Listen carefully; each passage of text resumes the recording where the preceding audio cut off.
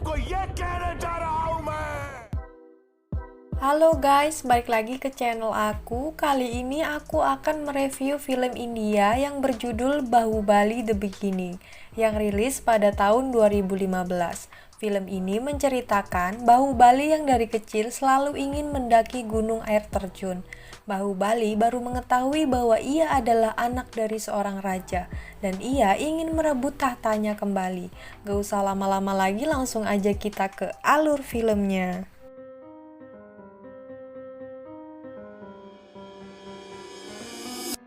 Di awal film, diperlihatkan seorang ratu yang kelelahan sambil membawa bayi.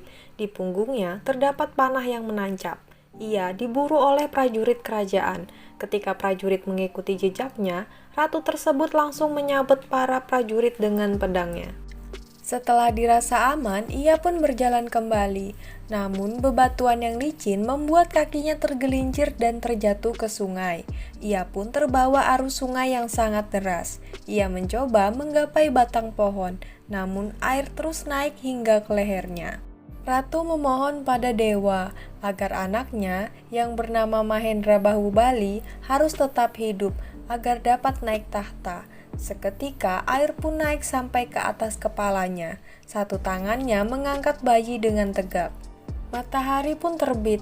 Para warga berdatangan menyelamatkan bayi tersebut.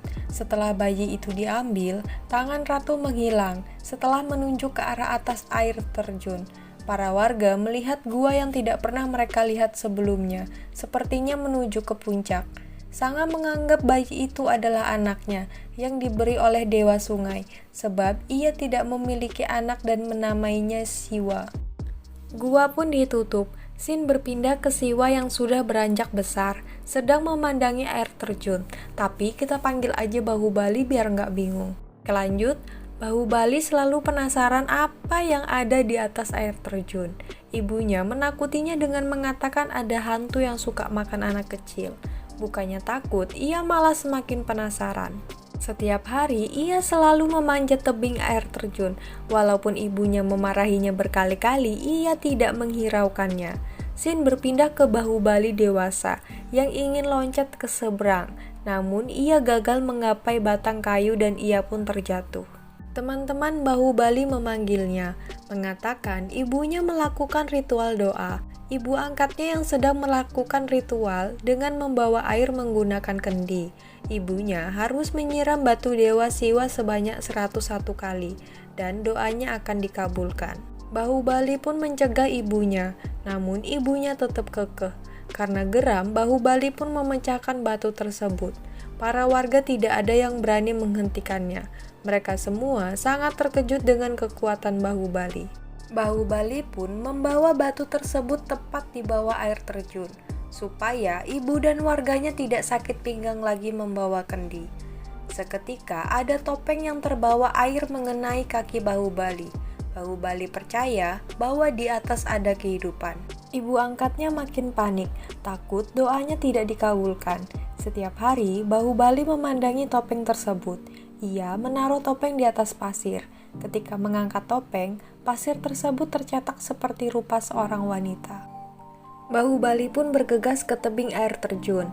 Ketika ingin melompat, ia berimajinasi seorang wanita pemilik topeng di seberangnya. Seperti kata pepatah, usaha tidak pernah mengkhianati hasil. Bahubali pun berhasil. Medan sesulit apapun ia lalui, meskipun ia terjatuh dan bangkit lagi. Kemudian, ia membuat panah yang diikat tali. Lalu ia melompat dan menembakkan panah tepat ke batang pohon. Bahubali pun sampai di atas air terjun, lalu memasuki hutan yang tertutup salju. Tanpa diduga-duga, wanita impiannya lari di seberangnya. Namun wanita itu sedang dikejar-kejar prajurit kerajaan. Bahubali pun mengikutinya. Wanita itu menggiring para prajurit ke perangkapnya. Wanita ini bernama Avantika, yang seorang pejuang pemberontak. Bahubali terkejut. Avantika sangat pandai bertarung dan membunuh tanpa ampun. Bahubali juga mengikutinya diam-diam sampai ke persembunyiannya. Usut punya usut, para pemberontak ingin membebaskan ratu yang dirantai di tengah kota. Mereka juga mengucapkan sumpah dan memakai topeng kayu yang persis ditemukan Bahubali. Scene berpindah ke kerajaan. Katapa yang seorang kepala gudang senjata kerajaan menemui pedagang yang membawa pedang pesanannya. Walaupun pedang tersebut terlihat indah, Katapa menolaknya dan membuat pedagang murka. Pedagang pun mengakui kehebatan Katapa dalam menganalisis pedang dan mengajak makan bersama. Namun, lagi-lagi Katapa menolak, sebab ia adalah seorang budak. Pedagang yang kasihan pada Katapa ingin membayar kebebasan Katapa. Namun, Katapa terikat oleh janji nenek moyangnya pada kerajaan Mahismati yang harus melayani seumur hidup mereka. Katapa dan pedagang pun menjadi sahabat selamanya. Scene berpindah ke Avantika yang berada di pinggir sungai. Ia meletakkan tangannya yang terluka ke dalam air. Ikan-ikan bergerombolan mendekati tangan Avantika. Bahubali diam-diam menyelam dan melukis tangan Avantika dari dalam air. Avantika pun terbangun mendengar suara panggilan kelompoknya. Ketua merencanakan untuk membebaskan Ratu Devasena saat perayaan kerajaan. Ketua menawarkan Avantika untuk misi ini. Dengan percaya diri, Avantika pun maju. Ketua ingin mengikatkan gelang ke Avantika. Namun ketua marah sebab melihat lukisan di tangan Avantika. Avantika juga bingung mengapa ada lukisan di tangannya. Ketua menganggap Avantika lebih mencintai diri sendiri daripada misi ini dan menyuruhnya pergi. Avantika memohon pada ketua dan menjelaskan bahwa ia benar-benar serius dalam misi ini. Ketua pun membolehkannya. Scene berpindah ke kerajaan. Raja Bahalala sedang bertarung dengan banteng. Raja sangat kuat hingga bisa menghentikan banteng yang melaju ke arahnya, lalu melumpuhkannya. Namun banteng tersebut bangun lagi. Katapa mencoba menusuk banteng tersebut, namun ia terlempar. Raja pun berbalik dengan satu pukulan. Banteng pun tepar. Raja kagum serta menyindir kesetiaan Katapa. Raja memberikannya sebuah hadiah. Apapun permohonannya akan dikabulkan. Permohonan Katapa adalah ingin Ratu Devasena dibebaskan. Namun, Raja malah menyuruh Katapa untuk membunuhnya agar Devasena bisa bebas. Raja mengunjungi Ratu Devasena yang terbaring lemah di balik jeruji besi. Para pengawal dan Katapa tampak sedih. Setelah selesai dengan sumpah serapahnya, Raja pun pergi. Ratu memungut ranting-ranting kayu di sekitarnya. Katapa diam-diam menemui Ratu yang masih memungut ranting dan menyuruhnya untuk menyerah. Namun, Ratu tetap ingin menunggu anaknya. Katapa kesal dan menganggap Ratu gila. Ratu pun melotot ke arahnya. Ia mengumpulkan ranting untuk membakar Raja, bukan karena ia gila. Pindah ke Avantika yang lagi memegang panah di atas pohon. Ia mengintai orang yang melukis tangannya dengan menjadikan temannya sebagai umpan. Padahal Bahubali tepat berada di atasnya. Ia turun dan menghampiri temannya. Temannya bertanya apa yang ada di bahunya. Avantika pun bingung. Toleh kanan, toleh kiri, tapi masih belum mengetahui keberadaan orang misterius tersebut. Ia mengikuti jejaknya sampai ke pondok Bahubali. Bahubali yang lagi asik berimajinasi dengan topeng Avantika, ia terkejut ada panah hampir mengenainya. Ia pun bersembunyi di balik pohon. Avantika memanahnya dengan membabi buta. Bahubali membuat perangkap lubang. Setelah mendengar ada suara yang terperosok, Bahubali mendatangi perangkapnya. Ketika Bahubali mengecek perangkapnya, Avantika tidak ada di sana, melainkan Avantika ada di belakangnya. Avantika menginterogasi Bahubali. Bahubali berkata jujur maksud kedatangannya. Namun Avantika malah makin ngamuk. Bahubali pun tidak menyia-nyiakan kesempatan tersebut. Bahubali bertarung sambil mendandani Avantika, memakaikannya bindi, lipstik, serta eyeliner. Ketika Avantika melihat bayangannya di air terjun, ia malah terpesona dengan kecantikannya sendiri. Bahubali muncul di belakang membawa topeng. Avantika terharu Bahubali benar-benar memanjat gunung air terjun hanya untuk menemuinya. Lalu Avantika memeluknya. Di kerajaan, mereka mengagung-agungkan ingin mendirikan patung emas Raja Bahalala Dewa. Avantika pun galau. Ia bingung memilih misi atau cinta. Pas Avantika lagi sendirian, ia ditangkap oleh para prajurit. Bahubali pun menyelamatkannya, menyerang para prajurit dengan ganas. Salah satu prajurit menyebutkan nama Bahubali dan memanggilnya yang mulia. Nampak Bahubali pun kebingungan. Terlihat di belakang ada prajurit lain datang dengan jumlah besar. Bahubali kabur bersama Avantika. Karena terkepung, ia pun menjatuhkan batu besar yang menyebabkan para prajurit semuanya terperosok. Bahkan gunung es juga mau runtuh.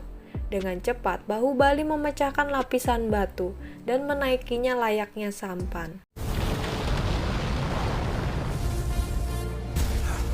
Avantika meminta maaf padanya. Bahubali malah bersumpah akan mengambil tugas Avantika. Bahubali pun pergi ke kerajaan dengan menunggang kuda, melompat bak Spiderman. Seperti scan film Kuch Kuch Hota Hai, emak Bahubali merasakan kehadiran putranya. Di saat itu juga kerajaan mengadakan perayaan dan ingin mendirikan patung. Para budak yang kewalahan, tenaganya berkurang dan menyebabkan patung rubuh dan hampir mengenai banyak orang. Namun, dengan sigap Bahubali datang menahan tali patung, lalu menariknya. Orang-orang keheranan dengan kekuatan Bahubali. Penutup wajah Bahubali terterpa angin. Wajahnya terlihat oleh salah satu budak. Ia meneriaki nama Bahubali. Seketika, semua orang ikut meneriakkan nama Bahubali. Bahubali!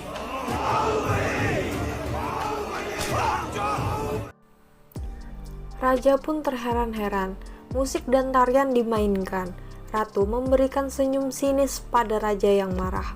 Di sisi lain, ibu angkat Bahubali nangis gak karuan. Ia meminta warga membuka batu yang menutup pintu gua dan pergi ke atas. Diam-diam, Bahubali menyamar jadi prajurit, menuju ke kediaman raja. Dengan sengaja, ia mendorong ke tempat api ke arah tirai dinding. Para prajurit dengan cepat melindungi raja. Bahubali dikejar ke sana kemari. Ratu mengamatinya dari kejauhan. Terlihat Bahubali berlari menuju ke arah ratu. Bahubali membantai habis semua prajurit. Pangeran pun membunyikan alarm. Bahubali mengambil kereta kuda dan membawa ratu pergi. Prajurit penjaga gerbang mencoba memblokir pintu keluar dengan membakar tumpukan jerami.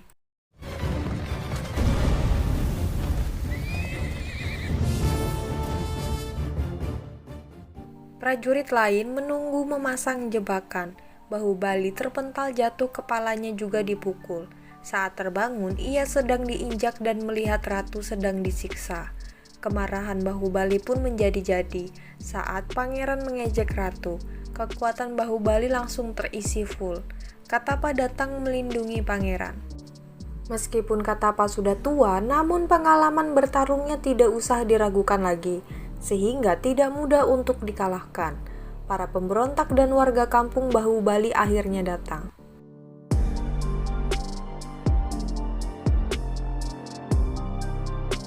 Saat Katapa ingin menyerang Bahubali, ia melihat wajah Bahubali dengan jelas dan tidak jadi membunuhnya. Katapa terduduk meneriakkan nama Bahubali. Seketika semua orang mengikutinya. Katapa meletakkan kaki Bahubali di atas kepalanya, sama seperti saat Bahubali ketika bayi. Bahubali cuman bisa pelongo-pelongo nggak paham maksudnya. Katapa sangat berterima kasih pada ibu angkat Bahubali karena membesarkan Bahubali dan mengembalikannya. Bahubali bingung dan meminta penjelasan pada Katapa. Katapa menjelaskan bahwa Bahubali adalah anak dari Amahendra Bahubali.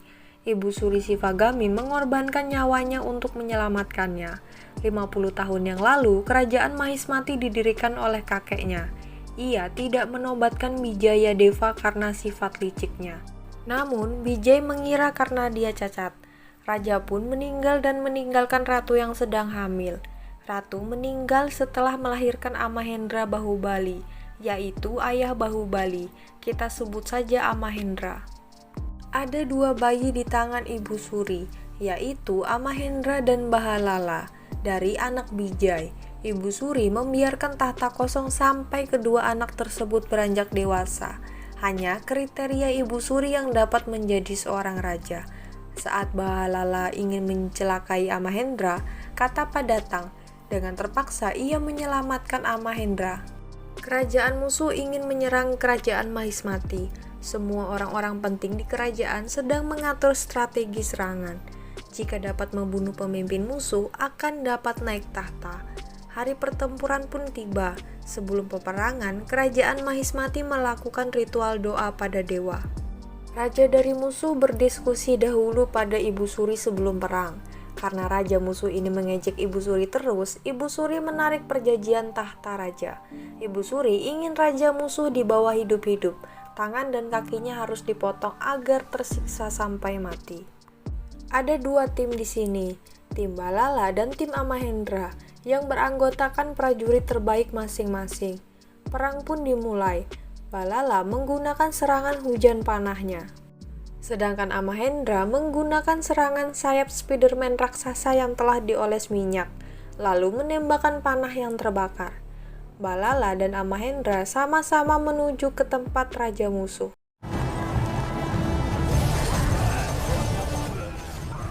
Namun, masalah tiba ketika raja musuh menggunakan rakyat Mahismati sebagai tameng mereka.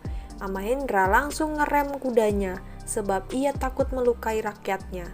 Sedangkan Balala, ia nekat sehingga rakyatnya banyak yang mati akibat baling-baling kereta kudanya. Ibu Suri dan para menteri lainnya melihat jelas dari kejauhan.